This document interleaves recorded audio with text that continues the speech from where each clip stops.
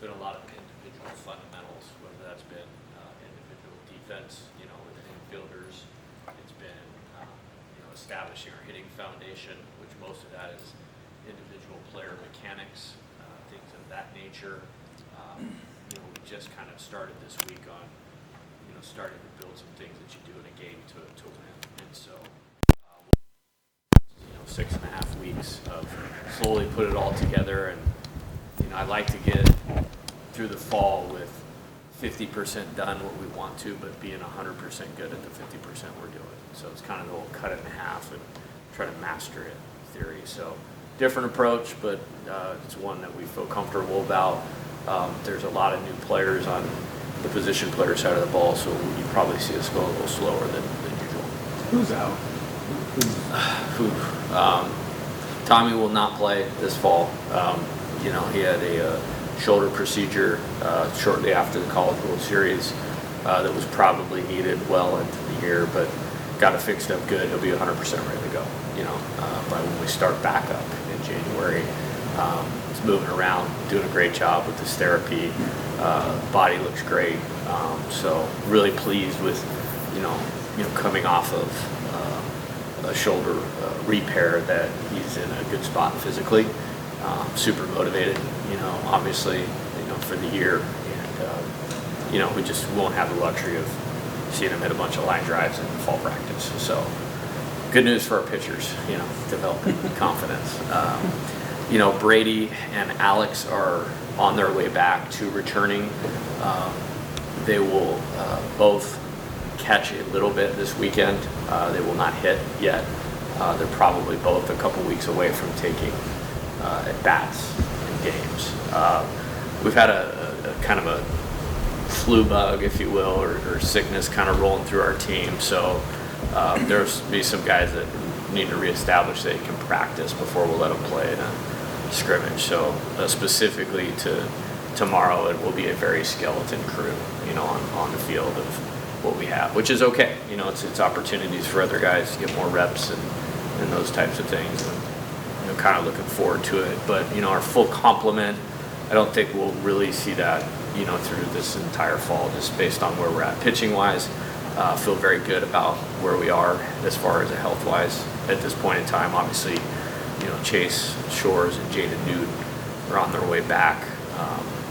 Real positive today where that lands, when they would be able to return. I don't have a time frame on that, but both are doing a great job physically with what they can control, and are super motivated to get back, which would be a big lift for us if that could take place sometime during this season. Did you ever figure out what Brady's deal was? Yeah, it's just a back, rotational, type issue, which is why he's catching now. But we're in our hitting progression. He's handled the first 5 days of that, really, really well. And obviously, I'm itching to get him back on the field because we need the reps to get him better. And he can be a great player. I really believe that. To be pretty much the starter on a national championship team as a freshman, you have to have something to you. We think he has something to you now. We want to get him that next step offensively. Kind of something I've laid out for him is like, can we get him, Kate Beloso type at bats? If he does that with being a catcher, he's looking at a really good situation for himself in terms of the draft in 2025. But we got to get him back on the field and healthy so we can start moving towards that. The last month or two, who has really, taken this last month or two and really sort of stepped up and improved the pressure? That's a tough question to answer, just from a standpoint of they haven't been challenged with anything yet. A couple that that are easy in terms of what we're seeing on the pitching side. Aiden Moffitt, which we believed that he could. His summer was very valuable. He went up to the lacrosse loggers in the Northwoods League, which has always been like one of my staple places. A lot of guys playing in the major leagues right now that played in the lacrosse their freshman year, after their freshman year. Aiden has really improved. I got to watch a couple outings on live stream. The talent is obviously there. We'll see as the games start and all that. But he's in terrific shape. He looks really athletic. His body is in a good spot. So I'm proud of the direction he's heading on the position player side of it. Ethan Fry is probably the one that stands out the most right now. And again, nobody's been real tested with anything, but in terms of what we're seeing, those two guys are probably the ones that come to mind first. Sorry, just kind of building on that, the year 1 to year 2 development for a lot of those guys, it's obviously something you're banking heavily on this year. Just what do you hope to see from that group? The Paxtons, the Bradys, the Gavin Guidry's, in terms of what he's going to do on the infield. Just what is kind of the next step, I guess, for that group? Well, yeah, and I've talked about this. I talked about it a lot last year because it was our second year. The biggest strides I've had players make are between year 1 and year 2. Whether when our coaching staff showed up in year 1 to year 2, or the player from the freshman to the sophomore year. I mean, you headlined it. Last year I would say we had a perfect scenario where you either had high floor, high experience, or high ceiling, high talent, and low experience. Where now the answer for this team is the improvement of the returning players. We have some really good new players, and I'm excited about those guys. But, Paxton, Jarrett, Brady, Gavin, those guys taking a step forward is at the top of the list as far as what, we need to do, this fall and help prepare them for the season. And it's very intentional. There's mental parts of that, or whatever you want to call it. Not character is not the right word, but mental game parts of that, and then there's some baseball skill parts. I mentioned, with Brady, I'd like him to see him evolve into a Cade Beloso type at bat. With Jarrett, who hit 15 home runs and hit 300 in the SEC last year. So, I think you got Petrie at South Carolina, Curland at Florida. You can make an argument that Jarrett, even though he wasn't starting at the end, was one of the top 3 or 4 freshmen in the SEC. Just taking, just a little higher level at bat when the ball doesn't go over the fence. Kind of like we talked about with Braden Jobert.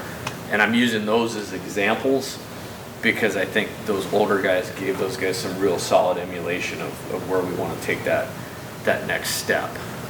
With Paxton, he's an elite defensive outfielder, terrific speed. We saw really good flashes. I think he hit about 290, 297 in 100 at-bats last year. And again, to get 100 at-bats as a freshman on that team, that tells you what we think he can be. He just needs to play. You'll see him hit 1, 2, or 3 in every inter squad for the end of the fall. Very much the same with Jared, very much the same with Ethan, to accelerate those guys' development. Do you, does your message or does the motivation change coming off a championship season like this for this team, or are you always looking every year to change things a little bit? Yeah, a little bit. I think there's different things that this team will need to do different than last year's team. Relative to maybe motivation or approach, we can emulate some things that were really positive about that group. With this group, we've really kind of squashed the notion of we're not defending, we're not repeating. This is a completely different team, and something that we've talked a lot about is it's very human nature, to maybe relax or pull back when you've won or you've been successful, and in the 10 minutes I have every once in a while, I was watching that show on the Lakers on HBO, which was mostly not very good. But the character of Pat Riley was really good. And there was this scene where he was talking about the difference between wanting to win, and loving basketball. And he's like, these guys want to win and they love basketball. But after their second championship, he felt like they lost, like they have to win, they needed to win. And then when Larry Bird beat them in the 1984 finals, that changed it. And then they won 3 of the next 4 because they kind of got back to hey, this is in our DNA. This made Magic and Kareem and all those guys special. And it was in the 1984 season they lost that. So, I haven't. I can tell you that. And this is a new thing for a lot of guys. We had really strong player leadership last year. And there's some guys that are really trying. to push that forward. And I'm really happy to see that. When you have a new pitching coach for every year for the last 3 years, from the outside looking in, some might think that is something. But with the portal and the addition of new players, does that really kind of mitigate any of those concerns that you would have? Yeah. You're kind of used to it now? It is something. It means a lot of good things are happening here. It means we're winning a lot, and people are getting promoted, which I'm always for. I had a good conversation with Scott Woodward, kind of about this. And, he was like, it's something you're going to deal with, here. He's like, you just obviously want to make sure you never want to run out of talent, and that sort of thing. Well, we have not done that. You mentioned how we're approaching the fall. There's a lot of new on the coaching staff side of it too. So we are not taking anything for granted in terms of how we set up every day. The advantage I have with Coach Yeski is we were together for 2 years. And so the comfortability, if you will, of knowing what's taking place with those guys, how it's taking place, what the end product, is going to look like, especially with the talent that we have on that side of the ball, which I am really excited about. That's a really good thing for us. That in this case, it is the third pitching coach in 3 years, but it's somebody that's really highly qualified, that there's some familiarity. And then, with some volume going out, it's 200 plus innings, between Paul and Ty that walked out the door. It's 63 innings and high leverage, with Riley Cooper. So we knew we had to replace some of that. I'm really pleased with getting, Luke Holman. It's not every day you get to add a SEC starting pitcher, but one of the top 5 or 6 starting pitchers in the SEC. So, that's an awesome add for us. Gage Jump, I think he's going to be as valuable as anybody. He's a super competitor. Obviously left-handed, hides the ball well, big breaking ball. He's just coming back off Tommy John. So you'll see parts of him. Like you're not going to pitch the first couple weeks of inter squads because we're doing this build up properly. My hope is by the end of the fall you'll see him in some games and doing some things, but we're really setting him up, lining him up for February. I think he'll be as important as anybody on our pitching staff.